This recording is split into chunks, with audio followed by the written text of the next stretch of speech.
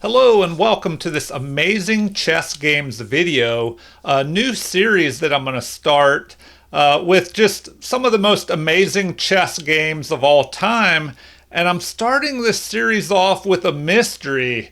It's a chess game that, I don't know, maybe viewers and subscribers out there can help me. I'm wondering if it is a real chess game or not. I tried to do research on this game. I've seen it in multiple books, the ending, because it's such an amazing ending to this chess game. So I thought I'd do a video about it.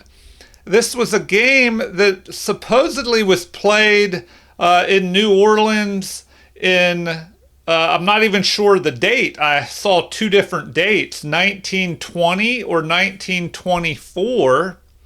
And supposedly it was played by Edwin Adams with the white pieces. Not a very well-known chess player. And he played against Carlos Torre, who was more well-known. Apparently, Carlos Torre was a great player who played in the 1924, I believe, New York tournament. And, he was a top-level player, but maybe he had some mental health issues that ended his career early. And supposedly this Edwin Adams kind of helped bring this Carlos Torre player to a higher level of prominence. But anyway, let's begin with this game and see how amazing this game is. Edwin Adams starts with e4, and then we have e5. So, a common opening, knight to f3, and now d6, the Philidor defense, which is not played as much these days. It was played more often in the past. Especially in the 1800s. Now we have d4, one of the best responses against the Philidor defense. You threaten to put pressure on this pawn along with the knight. And, if you capture and they recapture, you could pick off their queen and go ahead a pawn and then threaten to fork the king. And the rook, king and the rook after, there was an exchange of queens. So a lot going on already. So the game continues with capturing here, which relieves the tension in the center. But it does leave white with more space in the center compared to black. And, now instead of capturing with the knight, we have a queen capture. Now that does leave the queen open to an attack by the knight, but then the knight is pinned. So the pin is broken, renewing that threat on the queen. What does white do here? Well, the computer recommends dropping the queen back, but instead the bishop pair is given up here. And after recapture, we have white developing. And white is ahead in development. Two knights and a queen out versus just this bishop. So black starts trying to get developed here as well. Knight comes out. And, we're still in book moves here according to the computer after 7 moves. So castling, an excellent move, although bishop to f4 is recommended, bringing the bishop out. And then that would have given white the option to castle queenside. So now we do have a knight and bishop, both piling up on this pawn. For the moment, it's protected by the queen and the knight. So now bishop to e7, the best move in the position to hurry up and get that king castled kingside. So the game continues with knight immediately jumping forward, targeting the bishop, because white already lost their bishop pair, so they want to try and knock out the opponent's bishop pair if possible. So black helps the opponent, giving up the bishop pair. An excellent move according to the computer, but maybe immediately castling would have been better. So now after recapture, white is left with more space in the center. And, this open E file, the king is still in the middle. So black goes ahead and castles here. We have bishop developing, and now an attack on this central pawn to try and give some more space to black here, who's a little bit cramped because of that d5 pawn. So now also the threat is to capture with the knight or the pawn. So here c4 is played, an inaccuracy by white. Apparently it would have been better just to capture here, leaving black with an isolated pawn. But now after capture and recapture, both sides have an isolated pawn. And the game is about even at this point. So now we continue with rook, developing here on the open E file. So white counters. That way, they can fight for this open file. Game continues with black gaining space on the queen side, pushing that A pawn to A5. And so the rook comes up, preparing to double rooks on the open file. So now we have the other rook to C8. Now the computer says that this is a mistake, that queen to D7 immediately would have been better. So the game continues with rooks doubling up on the open file, and the queen comes up here. So, white does have an advantage here, and it looks like the best move to keep the advantage is to go ahead and capture that knight. So, sure enough, white finds that move. After recapture, apparently that was a mistake, that it would have been better to capture with the pawn. And this is almost a losing mistake, or maybe it is a losing mistake. The computer prefers this. But of course that would wreck the kingside pawn structure here, and I don't know, things wouldn't be too good, but the king would have a little escape hatch here in case there are any back rank threats, which is the whole point of what makes this game so brilliant. So now we're about to enter into what actually happened. So if we go back a few moves, we had capture and recapture. The queen is under attack. So things seem okay here, but the computer already sees that they are not. And the only move that keeps the advantage with white is this move right here. A brilliant move played.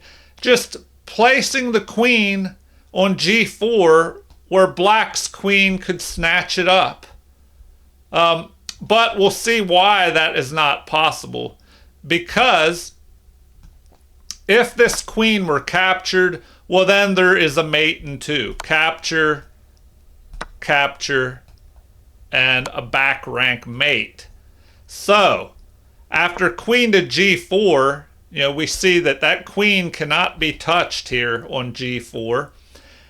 And so the best move and the only move to keep the game, somewhat equal, white still would have an advantage, is this, queen to b5. Because the queen has to keep an eye on this rook here because of the threat building up. So, the game continues with another brilliant move. Queen to c4, attacking this queen again. And once again, the queen cannot capture because of this back rank mate threat. So, what does black do? Black retreats back up to where the queen was before. So now, a third brilliant move. This queen just moves up here to c7, where it can now be attacked by and captured not only by the queen, but by the rook as well. But neither one of those pieces can touch that queen, because if they do, then the back rank mate will occur. So the game continues with queen to b4, or excuse me, b5, the best move in the position. But now we have a4 attacking the queen. The queen just goes ahead and captures that pawn, thinking, oh, free pawn, now I'm ahead in material. But next we have rook to e4. Another brilliant move. So this might have the most brilliant moves, the highest number of brilliant moves in a game maybe that I've ever seen, or that I've seen in a long time. So what was that? 4 brilliant moves? 1, 2, 3. Yes, the fourth one, and some great moves in there as well. So this queen is under attack. What should it do now? It looks like the best move would be to play h6 and just, give up your queen. So this move is played, an inaccuracy. Now, if the h6 move were played, which is best, well, then it looks like better would be to play queen captures on c8, and that is the only move that would keep the advantage, because if you capture on c8, then there aren't enough defenders here. This rook is pinned, and this rook is under attack. Excuse me, this queen's under attack. So there's a lot going on here. That would be the best move. Then it looks like capturing is best. But then, of course, that would allow queen captures and white would just be ahead.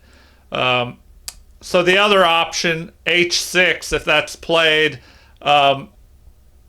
if you play something like this, well, then it would swing over to black's advantage, because of the, once this rook moves, you would have a possible capture here with check.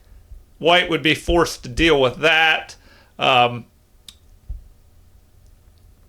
that would kind of swing things over to black's favor. All right, back to this game. Let's step back a little bit. Start this whole combination over, and then we'll go down to the end here. So in the game, we had the queen pushing forward, and then this is where all the craziness began. Capture, capture, the queen is under attack. The queen moves over here where it's unprotected, and it cannot be captured because of this back rank mate threat. So the game continued with queen stepping up, but keeping an eye on the e8 rook. The first attack on the queen, or should I say the second one, and then the queen retreats. So now we have another attack on that queen and the rook. The queen moved up, but now the pawn attacks the queen. After capture, we have the rook attacking now. So here, queen steps out of the line of fire to b5, an inaccuracy. Now they're saying bishop to d4, blocking would have been better, but that would just give up even more material. So now queen captures on b7, and this is where the opponent resigned. Now, I'll take a look at how the game could have continued, but before I do that, okay, because this is where the game ended, take a look at this. 97.9% accuracy rating for white in this game. 86.7 by the opponent, which is not bad. That's respectable. The game was even, and then it just swung up in white's favor here, and white had all these brilliant moves. 5 brilliant moves, 2 great moves. one inaccuracy by both sides, but two mistakes by black. So back to how the game could have continued. Here the computer recommends queen to a4. Okay, that just looks awful. Because then the rook could just capture the queen there. So where else can this queen go? Of course, the queen can't capture because then we would have a back rank mate here. And that's the whole point. The queen has to continue to guard here and prevent this back rank mate.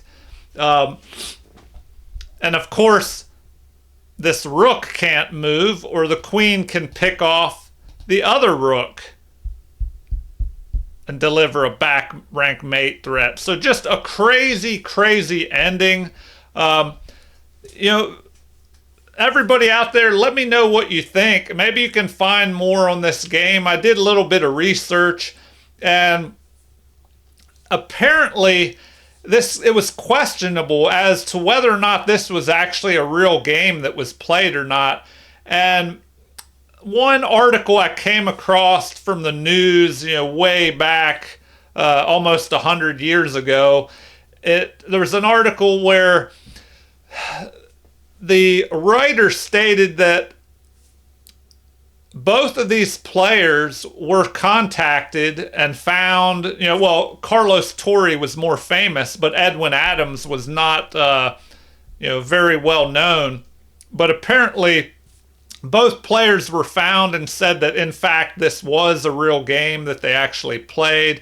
There was a lot of speculation over whether this was even a real game or not, that it was like an analysis game that these two just went over, that it was concocted. So I don't know. Either way, it's a crazy game there at the end. Some brilliant moves, that whole series of moves. So, I always love hearing comments from viewers and subscribers. Let me know what you think, or if you've even ever heard of this game. Like and subscribe to support the channel if you haven't already. Thank you for watching, and have a super chess day.